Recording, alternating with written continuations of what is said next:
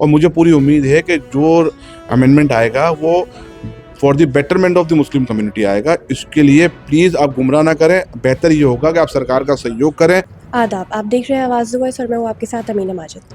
वक्फ board act में बदलाव करने के बारे में सरकार संसद में बिल पेश करने वाली है, जिसको लेकर चारों तरफ हलचल है। आज इसी पर इंडियन इस्लामिक कल्चर सेंटर में एक प्रेस कॉन्फ्रेंस आ रही है, आइए लेके चलते हैं।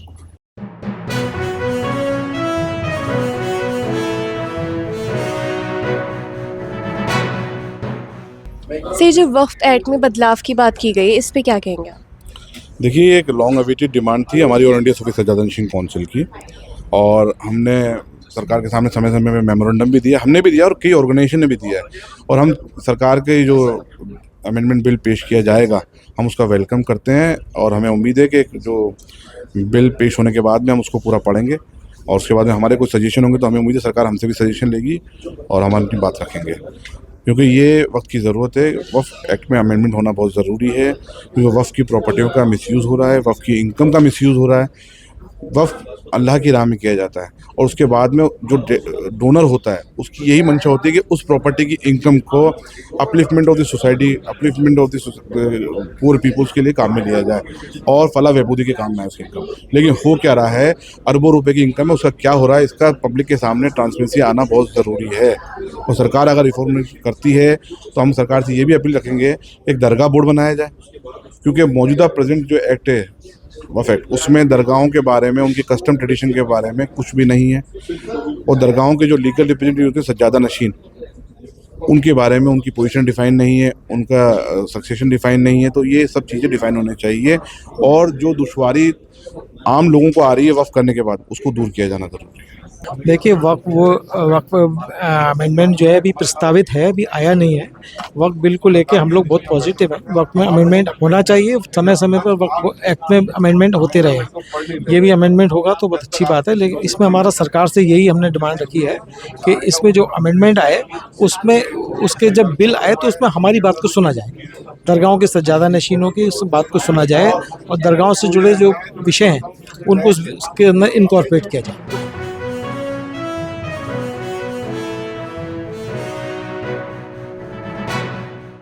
दिया है कि भाई दरगाहों के हक और अधिकारों के लिए सज्जादा नशीन को सुनना बहुत ज़रूरी है, क्योंकि सज्जादा नशीन दरगाहों का और वक्फ का एक स्टेक होल्डर बहुत मजबूत होता है और उन्हीं के पूर्वजों की वो दरगाह होती है और उन्हीं को वक्फ बोर्ड जो है उन्हीं को मालिक से नौकर बनाया जाएगा। दरगाह के सज्जादा नशीनों को वो बेचारे मरम्मत कराने जाते हैं तो उनको लाइन में लगना पड़ता है, परेशान होना पड़ता है। वक्फ बोर्ड के क्लर्क, वक्फ बोर्ड के चेयरमैन, वक्फ बोर्ड के मेंबर उनको परेशान करते हैं। तो सज्जादा नशीन उस पूरा स्टेक होल्डर होता है, उस दरगाह कैंपस का मालिक होता है, उनके पूर्वजों की दरगाह होती है वो, और पूरे डोनेट की भी उनके बुजुर्गों की होती है, बादशाहों की दी हुई ज़मीन होती है और वक्फ बोर्ड यहाँ के मालिक बच जाता है, 7% टैक्स लेता है और सज्जादा नशीनों को सुनता नहीं है। वक्फ एक्ट में सज्जादा नशीन का कोई क्लियरली कोई चैप्टर नहीं, सिर्फ सज्जादा नशीन लिखा हुआ है, उसके राइट, उसके अधिकार के बारे में कुछ नहीं है। हमने दुआल साहब से ये रिक्वेस्ट की है कि सज्जादा नशीनों को भी इसके अंदर इंटरटेन किया जाए, उनके राइट्स को प्रोटेक्ट किया जाए और उनके अधिकार इस एक्ट के थ्रू उनको मिलने चाहिए। तो जैसे हम देख रहे हैं कुछ लोग इसका खिलाफत भी कर रहे हैं, बोल रहे हैं कि विरोध कर रहे हैं कि सही नहीं है, तो इस पर क्या कहेंगे? देखिए, मैं यही कहना चाहता हूँ कि जो विरोध कर रहे हैं मेहरबानी करके आप पहले बिल तो आने दीजिए, बिल पढ़ेंगे, बिल देखेंगे, अगर इसमें कोई ऐसी बात होती है ऑब्जेक्शनेबल तो हम भी हमारे सजेशन देंगे सरकार को। लेकिन बिना बिल देखे आप पूरे हिंदुस्तान के अंदर बयानबाजी कर रहे हैं, कोई भी जो भी कर रहा है कि मुसलमानों के खिलाफ, अब सिर्फ कौम के नाम पे, कौम के ऊपर राजनीति करना, आपको मुसलमानों के अपलिफ्टमेंट के बारे में सोचना ही नहीं। जब सरकार काम कर रही है और सरकारें हमेशा जब डेमोक्रेटिक तरीके से जीत के आती हैं तो अपने आवाम के हक में काम करती हैं, कानून बनता है जो आवाम के हक में बनता है। और ये वक्फ मामला जो है वो specifically related to the Muslim community, और मुझे पूरी उम्मीद है कि जो अमेंडमेंट आएगा वो for the betterment of the Muslim community आएगा। इसके लिए प्लीज़ आप गुमराह ना करें, बेहतर ये होगा कि आप सरकार का सहयोग करें। अगर कोई आपको किसी बिल के पॉइंट पर ऑब्जेक्शन है तो वो सजेशन दें, उसको अमेंड हो सकता है, तो बेहतर होगा सरकार का सहयोग करके अच्छा बिल बनाएं और मुसलमानों की सोचें, मुसलमान के नाम पे सिर्फ राजनीति ना करें। जो हिंदुस्तान भर में 800 से ज़ायद खानखा और दरगाहों से ताल्लुक़ रखती है, तो हम हुकूमत हिंद से अक्सर जो है इस चीज़ की नुमाइंदगी करते आए हैं कि वक्फ में अमेंडमेंट लाया जाए। तो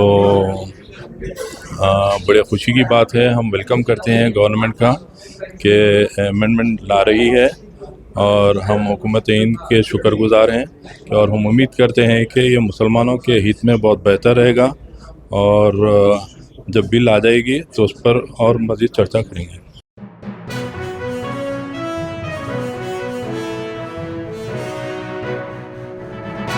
ये जो गवर्नमेंट ऑफ इंडिया जो वक्फ एक्ट के लिए जो बिल ला रही है, हम उसका स्वागत करते हैं। साथ ही साथ गवर्नमेंट ऑफ इंडिया को हमारी रिक्वेस्ट है कि जो बिल में जो भी पॉइंट्स हैं वो पूरे दरगाहों के जो मेन हैं उनसे मशवरा करके नए बिल पास करें।